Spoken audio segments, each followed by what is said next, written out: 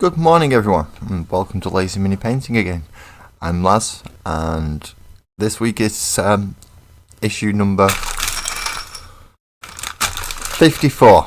And again, I'm going to apologise for last week where I missed issue 53. It still wasn't delivered. The few avenues I went through to try and get a copy didn't work. There is potentially one more avenue I could go down, but I don't particularly want to. Just mainly because it would spoil somebody else's collection. We don't want to be spoiling other people's collections now, do we? That's not a good thing. So, I don't think I'll be doing issue 53, in all honesty. And if for some reason they start missing more issues, I may have to stop this series entirely. I don't want to. I'd rather not. But I can't predict the future, so we'll just have to go from there. So let's start with issue number 54 today, which is the noisy part.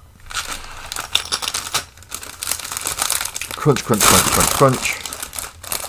Get it all open. And let's see how we go from there.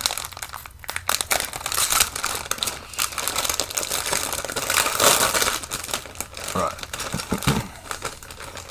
So we have the third sprue. So if you got issue 53, you will have the other two sprues now, and you now get the third sprue. Good morning, Twisted. Good morning. I hope you're feeling better than you were a couple of hours ago. And yes, for those people who are not sat down, please sit down. I've been awake for a couple of hours. So I have 10 bases. Which, let's face it, bases are always useful. Make sure I do actually have 10. 1, 2, 3, 4, 1, 2, 3, 4, 5, 6, 7, 8. No, I have 9 bases. Oh, that's good, isn't it? I have 9 bases to do what should have been a 10-man squad. So it's kind of fortuitous that I didn't get the other issue because I'm a base down. That's no good. So not only did I miss last week's, well, they did not send last week's issue, they've also sent this one, and I'm a base down already. Now I do have the third sprue, which oh no, there's a 10th base. It was still stuck there. Thank goodness. So they've not completely screwed that one up. So it looks like I do actually have a couple of the Hearthkin that could be put together. I'm just looking at I have backpacks, I have torsos, I have legs, I have arms, I have weapons, I have heads, I have shoulder pads. So I could put a few together. The issue being I don't have any of the instructions, so it'll be a complete kit bash. Trying to find bits that match as much as possible. At most, I think I could get 2 full ones because I have 2 actual torsos here. So 2 is what you could probably get out of this sprue. Now there are lots of little extra bits that could come in handy, such as axes, hammers, various different iterations of upgraded bolt gun, shall we say, or at least slightly different. Plenty of heads. Most of them are helmetless, but all of them seem to be helmetless.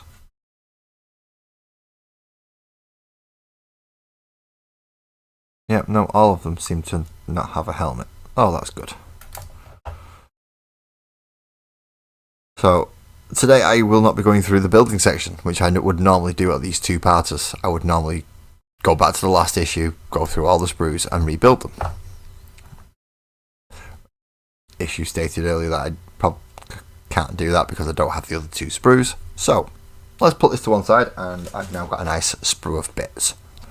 And 10 spare bases should I need them. Isn't that nice? But I will get to go through the painting section and any of the reading sections that are in this issue. And fingers crossed, next week and the week after, I will get both issues. You're not supposed to be bleeping. You're supposed to be silent. Thank you. So, we'll pop the bases to one side for now. And we will actually look at the magazine itself. See how we go. So in this issue of 54, we have the paint guide for the Hearthkin Warriors. Then we have the technology of the leagues, walkers in battle suits, and Marta, which is part of the fiction. So again, if you are reading this and collecting this, please read through the stories. They are good for what they are. After all, there is only war, so don't expect much more. And we do get some nice new play ones. Now these are all Eldari versus, so it's Eldari versus Space Marines, Eldari versus Tyranids, and then Duck and Cover for a scenario. So 2 campaign plays and a scenario play as well. Also, we've got a fair bit to do today, so let's get cracking, shall we? Now, if you were lucky enough to have built up all these Hearthkin now, including backpacks, railgun. Do I get the railgun on this one? No, the railgun's on the other spruce. But we do get some of these nice little bolters. We don't get the sword, which would go on the sergeant model. Well, it seems to be quite a quick and easy paint job, he says. How do they want you to paint it? Of course, the first thing they want you to do is base coat everything in Chaos Black. From then, the clothing and the leather. So, where did I put the Carl? There he is. So, any trousers and the fabrics, if you've got the rest of the models, that's going to be Avalon Sunset to cover the leather patches. As you can see, they're covering it in there, and it's much brighter and easy to see in this section. All the shoulder pads, we're going full geography teacher and painting them brown, which will be Catachan flesh in this instance. And then all the metal pieces are going to be lead belcher, obviously, so it's the main metallic that we've got. So that's Warriors' backpacks, their guns, any metal gear on their belts or their medipack containers, anything like that. Visors and legs in the case of the one that has metal legs. All that is a lead belcher. Now there will be some little tricky bits. So remembering the little arch we have over for any commander or leader units. They will put a little splodge of silver on the dot back here. If you can make that out with my camera, because it's not being fun for me. And any wires and buckles as well on trousers. Once you've done all that, you finish with lead belch by the looks of it. Then they want you to go to Retributor armor, and there's not much, it's just the more runic sections on the overheads. So if we go back to him, so the small section up here, there is a little dot that they want you to paint silver, and then the actual runes and the head of that section they want you to paint in the Retributor armor. Also the crossguard for his power sword. Nice. So there's not too much in Retributor armor. We're getting away with that one. It's quite nice. It's quite easy. From there, moving on to Screamer Pink. What else are they going to have? They're going to have the halves of the hand weapons and the grips of all the ranged weapons in Screamer Pink. Obviously, don't forget both sides. Base coat any lenses in the centre of the visors with Mephisto red instead. So it's only one thing with Screamer Pink, and it's all the handles. That's it. Then move on to Mephisto red, which isn't much of a different colour. Just take a little bit of the blue out. Then you go for visors, the sword, and any lights on the armour. Anything that's going to be bright enough to be caught afterwards. Some of the wrist mounted screens, they are wishing to be done blue, using the McCrag blue that you should have if you've been collecting the issues. So any wrist mounted screens, any scanners, any really technological bits. So anything they're going to be looking at. From there, we're going into the skin. Now, do want you to base coat the faces, all the skin tones in Wraithbone. Then also do a base coat of Catachan flesh. Now, from there you could dull it or brighten it with little mixes of Catachan flesh and Wraithbone, mix them together and you will get different variants and different shades throughout. So you can do quite a large contrast of skin tones just through those two colours. Any hair, they're asking you to paint with, for some reason, either Abaddon black or Corax white. No in-betweens. No gingers, no auburns, no brunettes at all. No nice brown colours or yellowy blondes. It's just white or black. Those are the options they're giving you. You can, of course, feel free to ignore that and use any paints and colours that you have that you would prefer to do. Oh, painting's going on for a while. He's going through shades and layers and everything. Oh, dear me. Well, it's nice and easy because most of it is non-oil. So any leather, any armour sections, any metal sections, anything that's been shaded, that's been coloured blue or pink, will be going over with the non-oil. The Agrax Earthshade will mostly be going over the Avalon Sunset. Oh no, it won't. Rakath Flesh will be going over the Avalon Sunset. Agrax Earthshade will be going over your Retributor armour and your weapons. And don't forget to change your water for the next part because you're going to be doing highlights. But once everything's washed and dried, and we've seen how long things can take to dry, so don't expect it to have dried this quick. If you've managed to paint it as quick as I've talked through it, it might dry by the time I've finished talking through the rest of the magazine. Then you can come back to do the highlight sections. So for highlighting, all the blue sections of the screens again, just edging very slightly with little tip of your brush, just the edge of your brush, Calgar blue just around the screens. Stormhost silver around any of the Agrax metallic parts, particularly the weapons. Again, you just edge highlighting along one of the edges and the top just to give it that pseudo look of light. Again, all the metal pieces will be highlighted with Stormhost silver, so that's any visors, helmets, backpacks, and in this case even the Retributor armour, big eagle thing over the top. To highlight the brown section, so the shoulder pads, any of the leathers, things like that. Looking at Night Questor Flesh, which is a slightly chalkier brown than the, I forgot which brown totals to use now. Catachan Flesh, that was it. Over the Screamer Pink, we'll be using the Pink Horror, obviously scaling up in the brightness of pink as we go. And then black is Mechanicus Standard Grey. Now there are a lot of black lined panels in this. A lot of black lined panels. Most of the armour itself is black, so there'll be a lot of highlighting with the Mechanicus Standard Grey. So that'll be the backpacks, shoulder pads, armour, helmets, boots. Anything that is black, you want to edge highlight with the Mechanicus Standard Grey. And if you followed all that properly, which of course I haven't because I missed last week's issue. Oh, I'm still bitter about that, don't you worry. I'm still bitter about that. If you have followed all their guides, you should have models that look somewhat like these.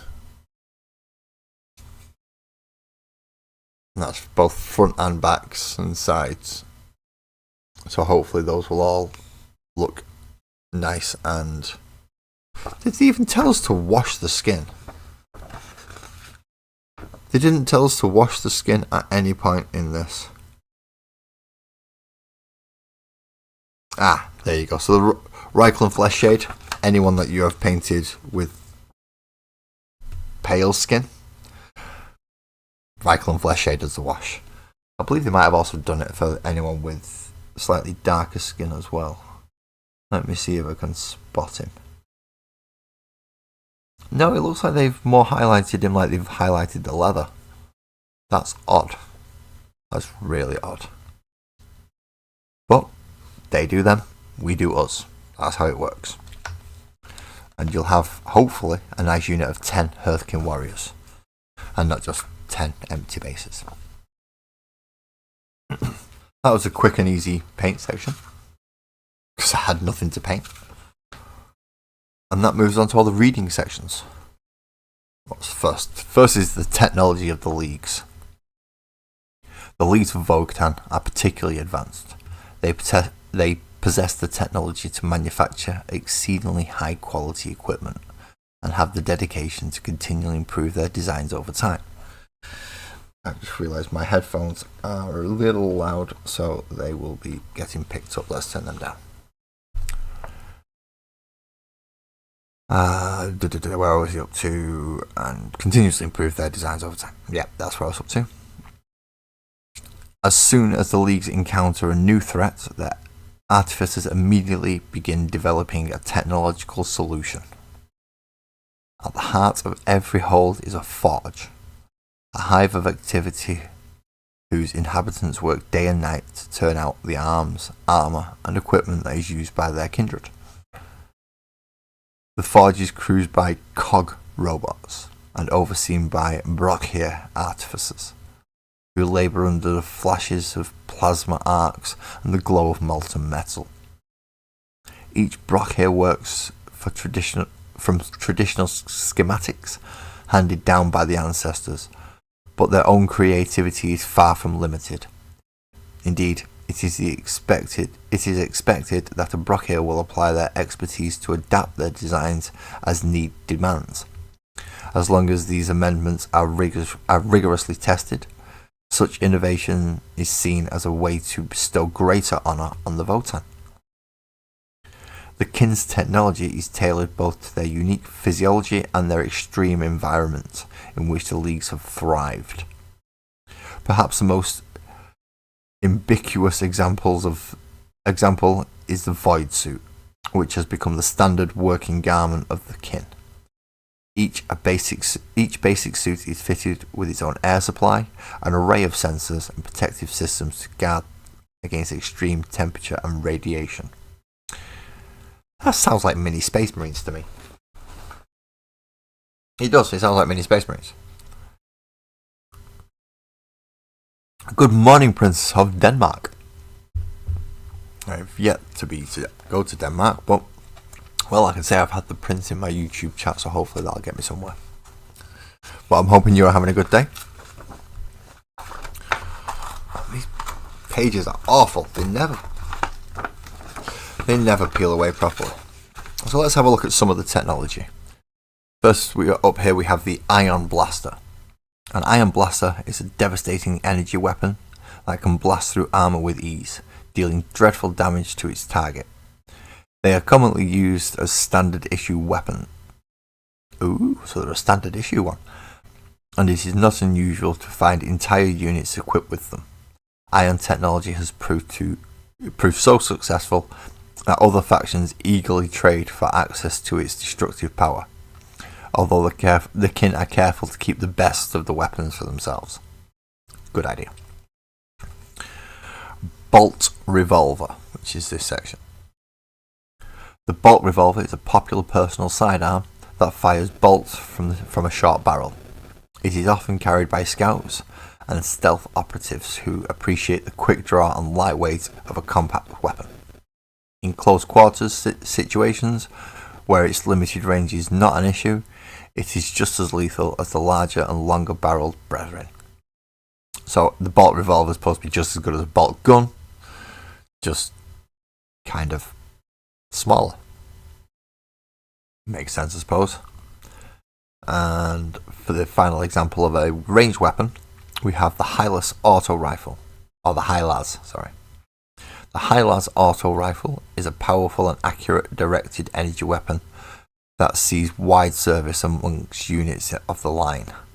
It offers long-range armor-piercing capability, allowing its bearer to provide fire support and specialist targeting and suppression capabilities to their comrades in arms. So they have las guns, they have bolt guns, and they have ion blasters. Very Imperium. Very Imperium. And shield technology. I didn't know they had shield technology. Okay, they do have shield technology apparently, so we shall have a look at the shield technology. The kin makes some of the finest force field devices in the galaxy. The crowning glory of their accomplishments is the weave field, which combines the energy of several different fields to make a near impenetrable barrier. The projectors of this field are so small that they can be carried by a single kin for personal defense, but larger variants also exist that can surround vehicles and ships. This technology has found a natural place in hazardous environments, from the void to the battlefield. It's always good to have a nice force field. Invulnerable saves are excellent in the game of 40k.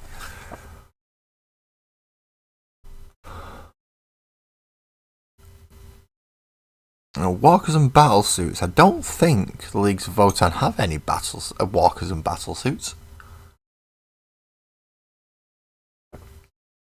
I mean, obviously the Imperium does. It has Dreadnoughts, it has the Scout Walkers. And there are many others. You have the Hellbrute for Chaos, you have Death Dreads for the Orcs. Tyranids don't really, because they're all bioforms. But most others have some kind of walker or battle suit. Tau especially, they are bombarded with battle suits. There are so many of them. Battle suits and walkers are an indispensable asset to many factions, whether they utilise them for their scouting ability, close combat proficiencies, or capacity to bear devastating heavy weapons. On the battlefields of the 41st millennium, the ground shakes under the foot of heavy machines striding into combat. Their huge forms tote massive armaments, far beyond those carried by dismounted troops or light vehicles. From rearward positions, they hammer the foe with barrages of shells and shot, and in the front lines, the soldiers of the enemy flee in terror as these mechanical behemoths smash into combat, crushing and tearing everything apart. Now, they're not talking about the Imperial Guard Walkers there, are they? No, they're not. They're talking about the great big whopping Dreadnoughts. I mean, the Guard Walkers are the scout vehicle that they were talking about, but the ones that sit on the back line and give supporting fire, that's more the Ballistus Dreadnought. And those that are running forward to crush things in their path, that's more the Brutalis Dreadnought. You do have the Redemptor Dreadnought, which sits smack bang in the middle, does a bit of both. But you also have dedicated either side. Ooh, at the bottom we cover walkers. And we have an Astra Militarum, or Imperial Guard if you're as old as I am, Sentinel with a multi-laser. Multi-lasers are not as good as las cannons. Well, in my opinion. Walkers are towering vehicles that stride across the battlefield on legs. Kind of gives it away in the name there, doesn't it? Walker. This allows them to get over even the most difficult terrain and keep their crew away from battlefield hazards like fire and traps. They can tackle obstacles that would foil any other armoured conveyance, and they use their manoeuvrability to bring large weapons into tactical positions. Or, as what generally happens with the scouts for Imperial Guard, they get popped on turn 1 because they're too far forward. Just saying, they do. I'd rather stick a Lehman Russ in than a scout.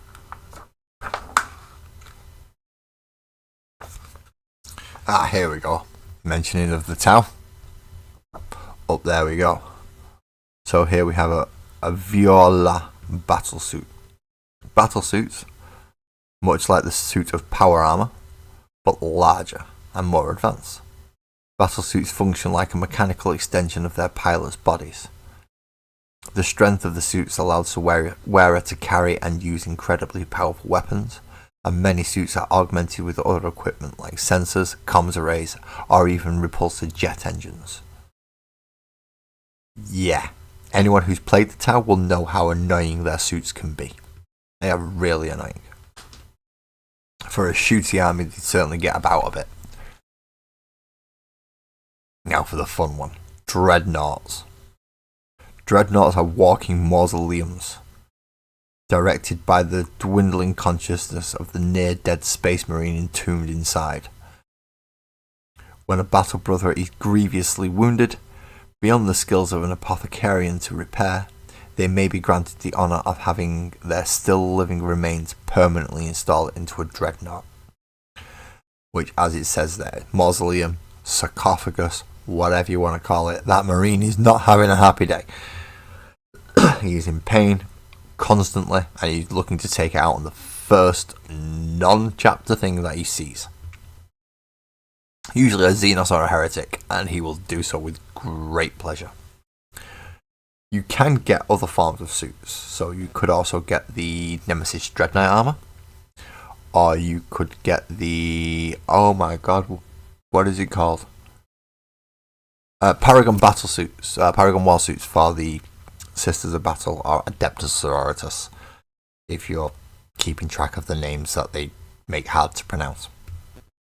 So there are many options of suits to go in there. Just the main ones will be the battle suits for the Tau, Dreadnoughts for the Space Marines, Death Dreads in the form for Orcs, and Scout Walkers for Imperial Guard. As I said, this next section is called Martyr, and it is a Sisters of Battle story. It only spans, it's a double-sided A4 page, and they could have condensed it into a single side of A4, but they've put nice pictures and art on it for us.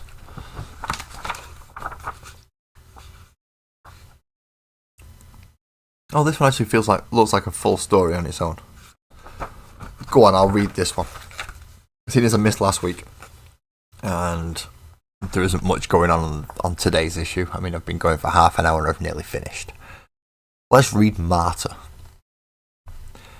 I'll tell you what, I'll have a drink first, and then we'll go back to Martyr once I can possibly speak. Only possibly, I'm not guaranteeing it. And thank you for everyone who's joined me for this today as well. Hopefully I'll get to continue it as well, and it's only going to be the 2 issues so far out of all 54 that I've missed. The Adeptus Sororitas are the standing army of the Imperial Faith.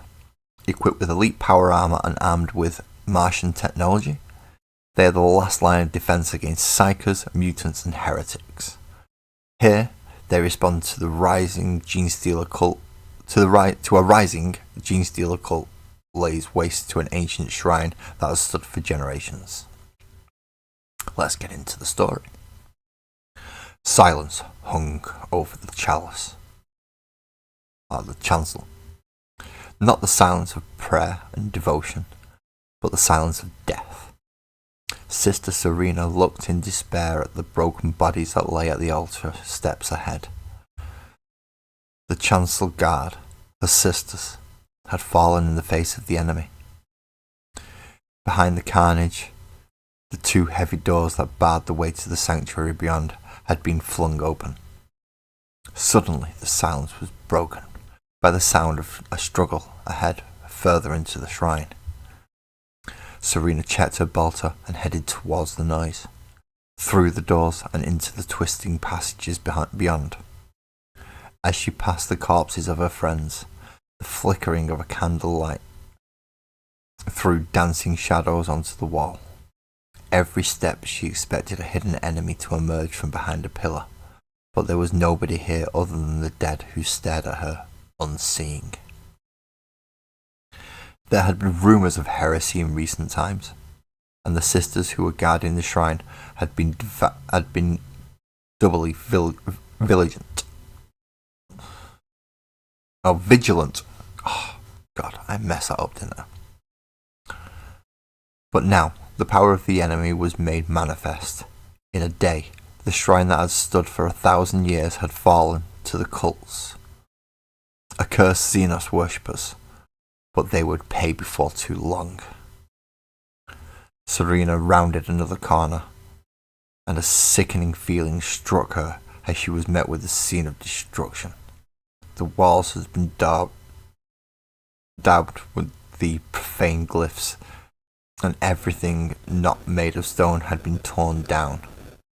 The faintest scent of smoke filled the air, then it mingled with other smells. Burning fuel and singed flesh. Serena's heart sank.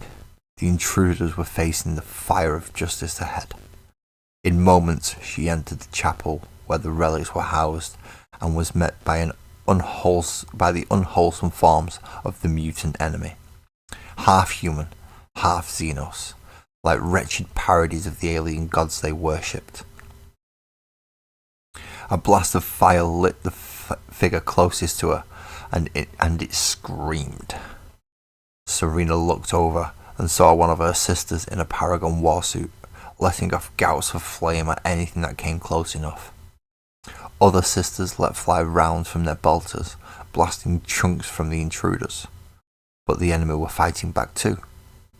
Everywhere she looked, Serena could see more and more of them, leaping from the gallery that encircled the room and swarming from the dark corners and the transepts. There are too many of them! At that thought, Serena felt both fear and elation. Though the threat of death was real, so too was the promise of martyrdom. Bolt after consecrated bolt flew from her weapon as she advanced into the fray. Each precise shot laying low one of the ravening fiends. For a moment their onslaught relented, and Serena dared to hope that she and her sisters might turn back the tide.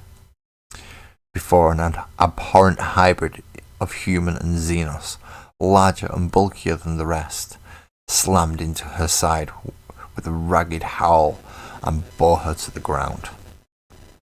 As its claws tore through Serena's armour, the light of the raging fires faded from view, and the screams of pain, even her own, dwindled to almost nothing. For a moment, the terror of death threatened to overwhelm her, but then, blinding light burst before her eyes, and a heavenly chorus sounded in her ears. Serena cried out with joy, a martyr at last. That was quite a nice little short story. Just summarise what the Sisters of Battle do. They defend and they die for the Emperor. That is what they do. Good morning, Graham. How you doing, man? Just a quick hi and bye. You're about to go to a meeting. Enjoy. Hope it's a fruitful meeting for you. So, it might have been the first story I've actually read on this, out of this collection, but a nice little story nonetheless. Now we shall move on to the campaign. Eldari versus Space Marines. Eldari war hosts are nearly unparalleled. I am really having trouble talking today, aren't I? I'm sorry, people. I am. Eldari war hosts are nearly unparalleled in the suddenness and swiftness of their assaults. So when they encounter a hard-hitting strike force of the Space Marines, the two sides clash in a whirlwind of violence. The inhabitants of an Eldari craft world are desperately scouring the area for the spirit stones of the lost band of outcasts. They are loath to continue on their journey, leaving their fallen comrades to the mercies of the wider galaxy. But neither do they wish to add to the number of their dead, for every one of their number is precious and irreplaceable. Meanwhile, the Space Marines continue their search for lost technology and relics that might aid the Imperium in their many campaigns around the galaxy. Most of the search is being carried out by small parties of scouts, who will be no match for a a concentrated army force. The Space Marines must react whenever the situation changes, swooping in to protect the scouting parties from sudden threats or clearing areas of enemy ground before the party moves in. The situation is volatile, and at any moment they might be called on another deadly mission.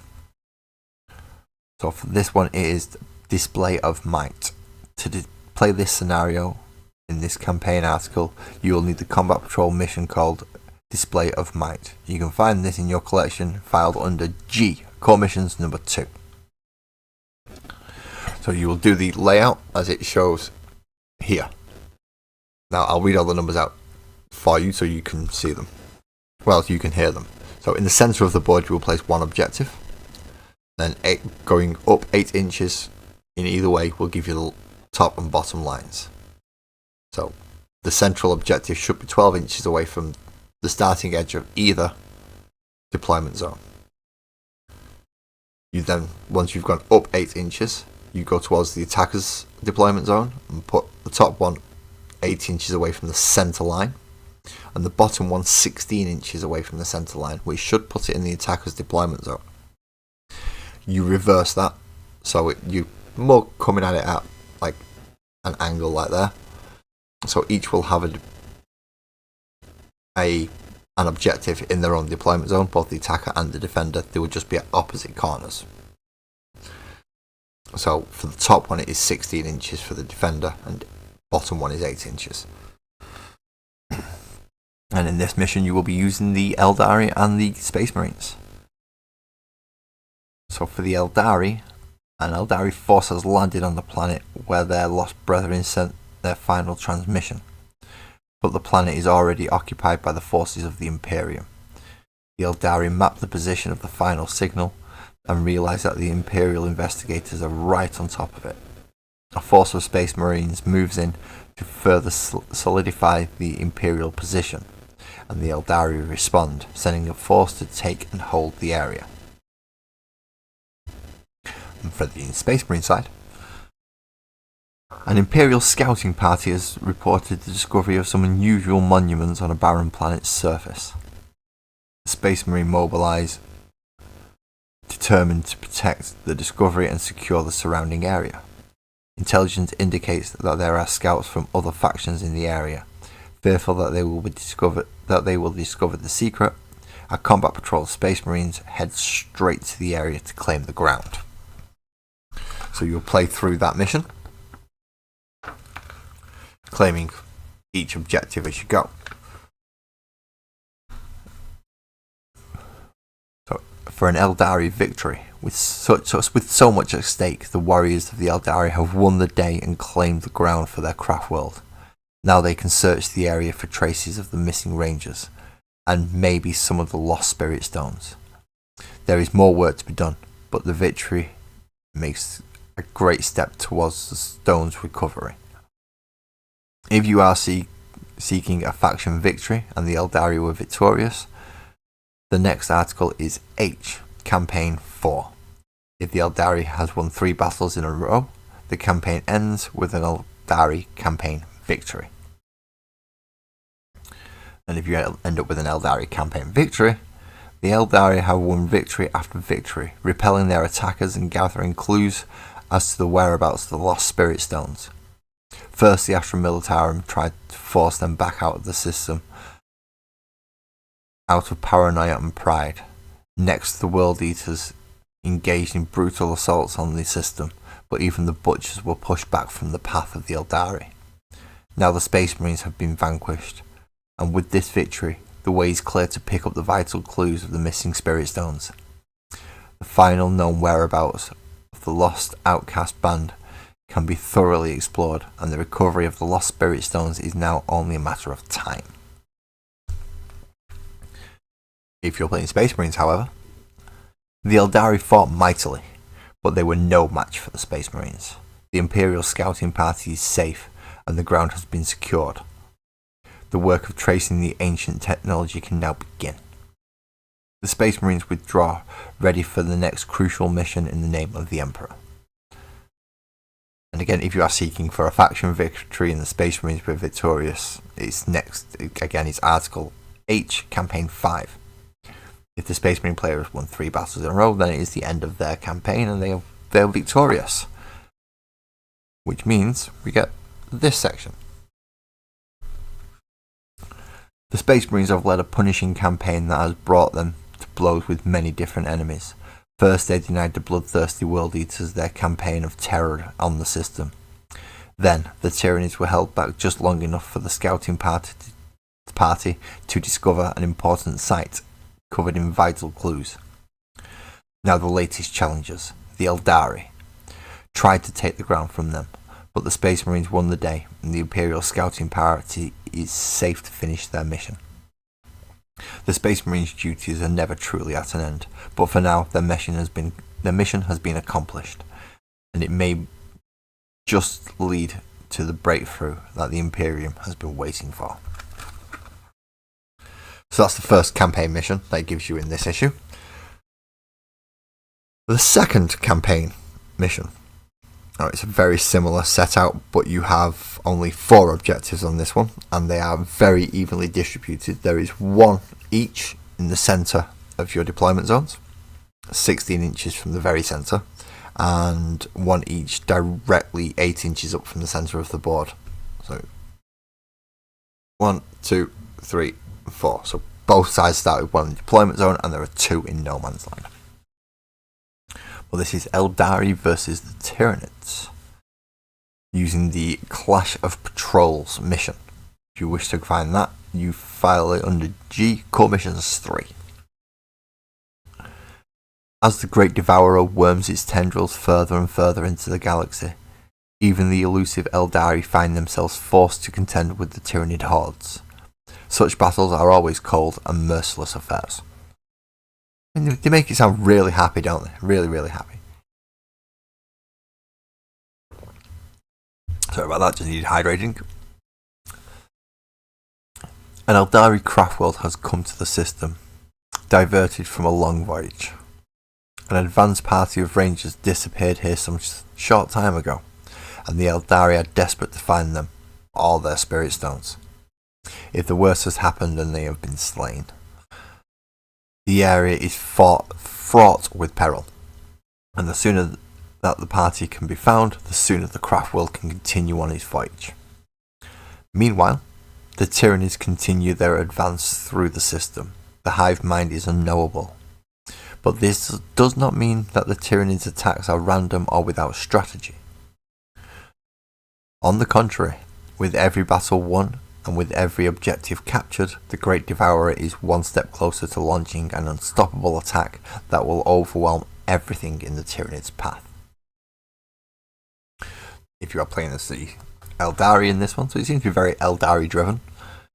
The Eldari are investigating a planet from which the Lost Outcast Band's final communication was sent. The leads are promising, but before the hunt can get truly underway, sensors detect an incoming swarm of Tyranids. The Eldari marshal a host to respond. They must repel the Tyranids and shield the investigators from attack for as long as they need to find traces of the missing rangers. And if you're playing the Tyranid side, which I'm more tempted to do, the hive mind sends out patrols into the system to extinguish any burgeoning threats before they can take root and disrupt the passage of the hive mind. The Eldari represent not only a threat to the plan, but also valuable resources whose bodies can be converted into biomass to strengthen the Tyranid hordes. An Eldari presence is detected on a nearby planet, and a force is sent out to destroy them. So playing through Core Mission 3, you will hopefully end up with either an Eldari victory or a Tyranid victory. Now the Eldari victory is the same. If you have won 3 battles in a row, this is the end of your Eldari campaign, and you have been victorious in gathering the clues and whereabouts of the lost spirit stones and safeguarding themselves from attackers. First, the World Eaters engaged in a brutal assault on the system, but the heroic battles pushed these butchers back from their path of the Eldari. Then the Space Marines were vanquished, clearing their way for more detailed search of clues and a lead on some of the lost members of the missing Ranger band. Finally, all seemed doomed as the Great Devourer descended on the system, but the Eldari were victorious, fighting off the ravenous Tyranids. There will be more battles soon, but now it is time to savour the hard-won victory. They like to try and make things very dramatic, don't they? However, for a Tyranid victory, the foolish Eldari were no match for the Tyranids. The relentless onslaught has won out. The Eldari are no more. The few survivors flee the scene. They were fools to bar the Tyranids' path. They have paid with their lives. The advance can continue until the next enemy dares to get in the way. And if you are seeking a faction victory and the Tyranids were victorious, the next article is H Campaign 6 to do the next mission. If the Tyranid player has won 3 battles in a row, the campaign ends with a Tyranid campaign victory. Which goes something like this. The Tyranids have cut through the system like a scythe through wheat. First, the World Eaters sought to drown the system in butchery, but they fell before the implacable onslaught of the Tyranids. Next, the Space Marines, the best that the humans Imperium has to offer, sought to fend off the Tyranid advance, but they too could not withstand the cunning of the hive mind and the might of its forces.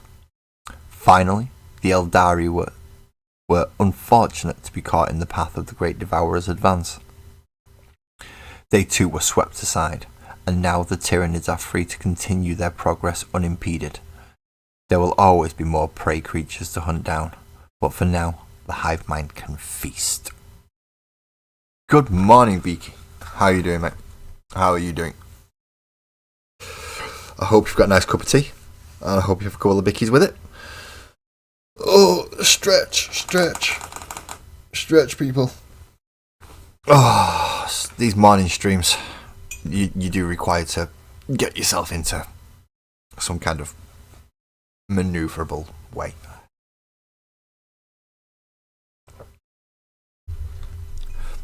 So now we have scenario 33. It says it right there. Scenario 33, see? Duck and cover. So we'll read the story bit, and then we'll read the how to play bit. There is no place that the orcs cannot infest. Oh, we're orcs. Even a supposedly empty planet can suddenly find itself teeming with orcish life, erupting like maggots from the rotten food. This sobering fact is not lost on the warriors of the kin, who often find themselves far from help when looking for resources in the most derelict and forsaken corners of the galaxy. Deep in the void, far from the rest of their kindred, a lone scout ship is exploring the potential of a small group of planets that were previously thought to be completely unoccupied. When sensor readings on the ship pick up life signs, a unit of Hearthkin warriors is dispatched to investigate and report on the state of the planet. As soon as they make planetfall, it becomes obvious that it was worthy of investigation, but there are definite signs of life too. The Thane cautiously orders their troops to converge on the nearby set of features. As they draw close, they see that they are walking towards the wrecked remains of some sort of drop zone, or perhaps a temporary camp. Whatever its origin, there is nothing natural about the welded and painted steel that the debris is made from. The warriors make a quick sweep of the area, but there is nothing to see. These items could have been here for millennia, but as they prepare to leave, the sensors in their helmets start to return data. Quickly, they rush to the most defensible position they can find. The data streams in faster and faster until at last, the acoustic signal registers. The sound resolves into a single cry. growing in strength and intensity. War! The orcs are coming. How to play.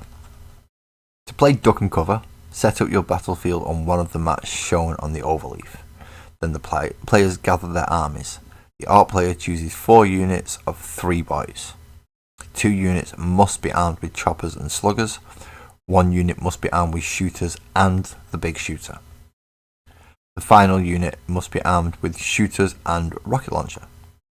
So you get 2 units of shooters, each with a heavier weapon, and 1 unit of sluggers and choppers. Oh no, 2 units.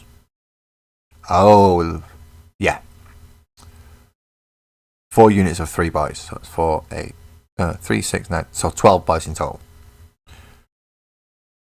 2 with choppers and sluggers.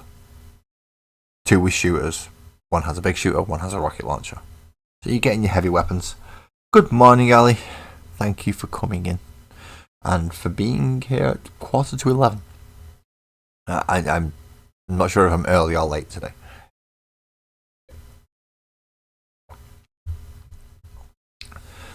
So you've got 12 orcs set up with 4 units of 3. The Leagues of Votann player divides their unit of 10 Hearthkin warriors into 2 units of 3 and 1 unit of 4. The unit of 4 should include the Thane. Each Hearthkin warrior is equipped with a panspectral scanner, which grants ignores cover to all the weapons in the unit. The units are then deployed in accordance with the instructions overleaf. Which it means turn the page over. Could have just said, please turn over, but no. So you'll generate one of the maps, one of the play mats, which is a 8-section piece of card. To set up the objectives, literally along the creases, there is 1 at the bottom, which is along the arc deployment zone number 3, 2 which is right at the top in the centre, and 3 which is the mirror of objective 1 on the other arc deployment zone 4. Using battle mat 1 as well. We also set up 4 pieces of terrain.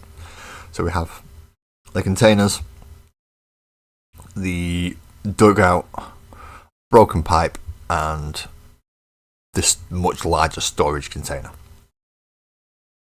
For deployment, first the orc player places their units in the deployment zones, which are listed here. Then the Leagues of Votann player places their units where they choose on any part of the board that is not an orc deployment zone. They must set up their units 6 inches or more away from any orc units. The Leagues of Votann player takes the first turn. In this scenario, you may not take any enhancements or secondary objectives, and neither side may use any faction abilities or stratagems. Well, that's a bit crap. No calling the war. Pfft. No grudge markers. Pfft. That's half of the fun gone. I'm lying. It actually streamlines the game when you can't use all those abilities. How to win. At the end of each player's command phase, excluding those in the first turn, players score victory points as follows. If they control an objective marker, they score 5 victory points. If they control more objectives than their opponent, they score another 5 victory points. At the end of the 5th battle round, the player with the largest number of victory points is the winner. If both players have an equal number of victory points, then the battle is a draw. Well, okay. Now it does tell us specifically where the orcs have to be set up. So in deployment zone 1, you will put 1 set of 3 boys, another set in deployment 2, another set in deployment 3, and another set in deployment 4. So you can't group them all into all sluggers and choppers up there, all range units up there. Sadly, no. You have to use all 4 sections, and 3 going each.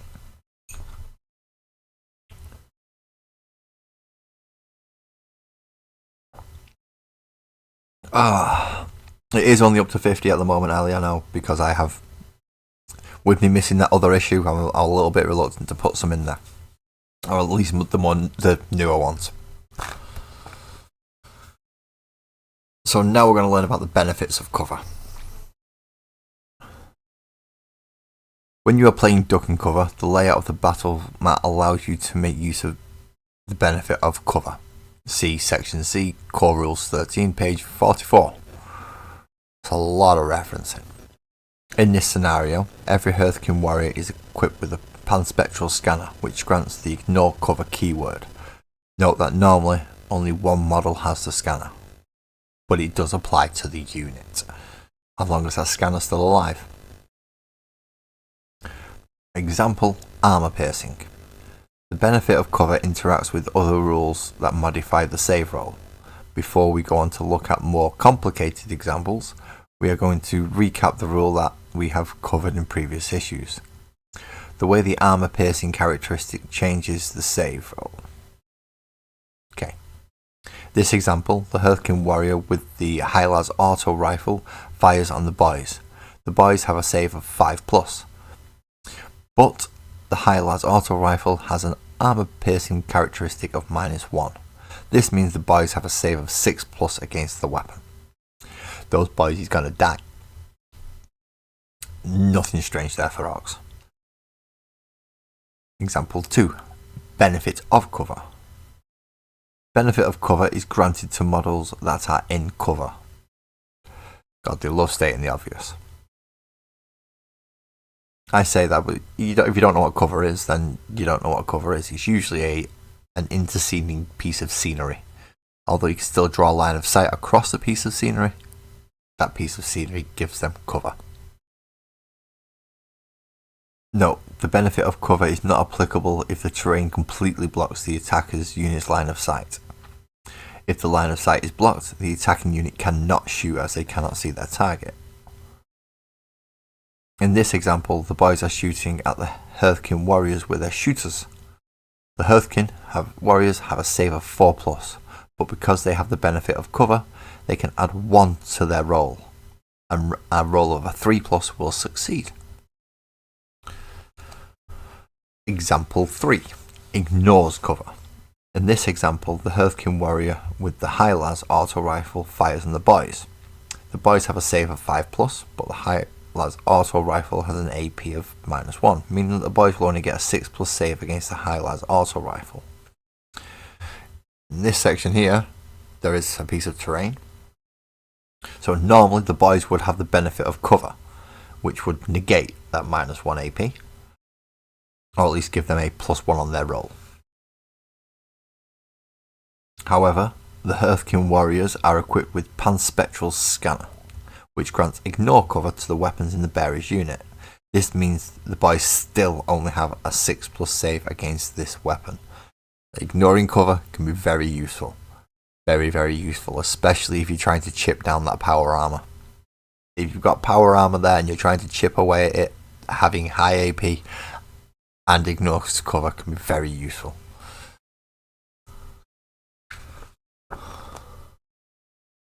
Right. It's just going to be over with in about an hour. I think it is. Let's see if we can do it. So if the orcs win, the orcs overwhelm the warriors of Votan, whooping and hollering in delight as the Hearthkin warriors fall under the weights of slugger fire and chopper blows. It is a dark day for the kin. Obviously, a draw is a draw. And if the kin get the victory, the kin are victorious, and the area is decisively cleansed of the marauding orc invaders. There may be further battles against them in the future, but for now the way is clear, and victory is won. And that is the end of Combat Patrol issue 54. It did go a lot quicker today because I missed last week's. As I said, I do apologise for that, and I am sorry that I missed last week's issue. There was nothing I could actually do. It didn't get delivered to my store, and I've not been able to source one without, as I said, ruining other people's collections. However, with a bit of hope, the next 2 issues there will be no problems at all, because it is another double issue that is coming. Issues 55 and 56 we will get the Hearthkin Pioneers. Now the Hearthkin Pioneers are these 3 grav bike things. Now, 2 of them are only single rider, but 1 of them is a double rider with an extra big gun on the top, so I'm looking forward to him. It should be fun.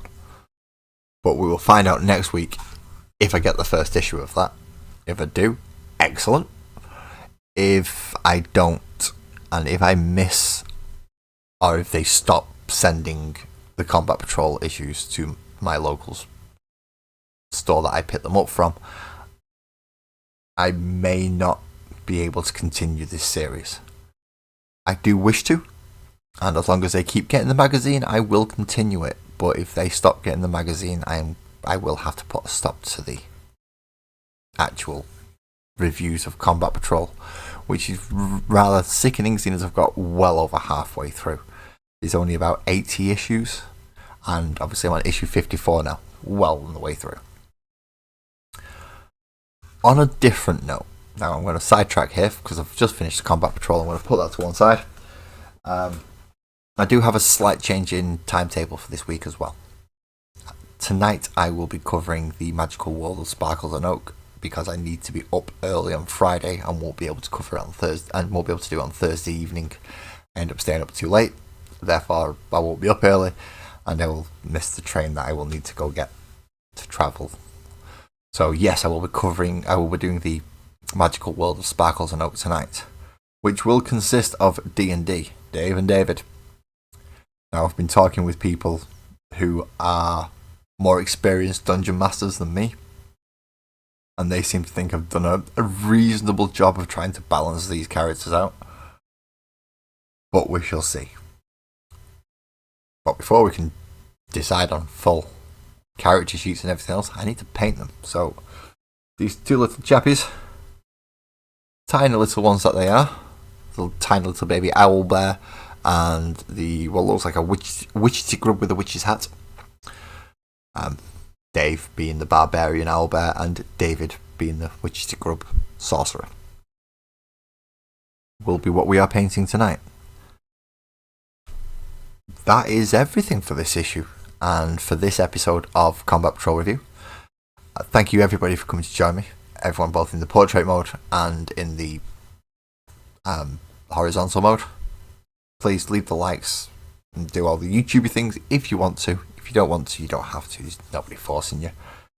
But I am going to try and recap on some of my sleep, which I desperately need because I didn't get much of last night.